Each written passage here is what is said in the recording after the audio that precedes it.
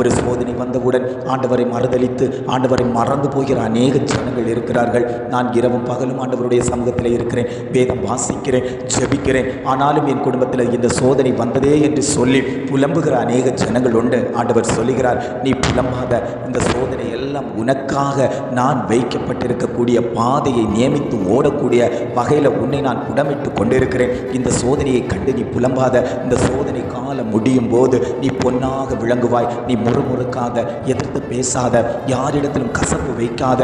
உன்னுடைய காரியங்கள் ஜெயமாய் நான் மாற்றி தருவேன். உன்னுடைய வழிகளை அறிந்திருக்கிறேன். நீ பாதை மாறி போகாத, என்னுடைய வழியில் நட என்று ஆண்டவர் குடும்பங்களை பார்த்து பேசிக் கொண்டிருக்கிறார். ஆவியானவர் சொல்லக்கூடிய ஒரே காரியம், உங்கள் குடும்பங்களில் இருக்கக்கூடிய தரித்திரங்களை நான் மாற்றுவேன், இருளை நான் மாற்றுவேன். பிள்ளையினுடைய காரியம் ஜெயமாய் மாறும், தொழிலினுடைய காரியம் ஜெயமாய் மாறும். அந்த வழக்கில் ஒரு நீதி கிடைக்கும். உங்கள் சொத்து காரியத்தில் ஒரு ஜெயம் உண்டாகும். உங்களை எதற்கு நினைக்கிற சத்ருவை நான் அழிப்பேன் என்று ஆண்டவர் வாக்கு கொடுத்து கொண்டிருக்கிறார்.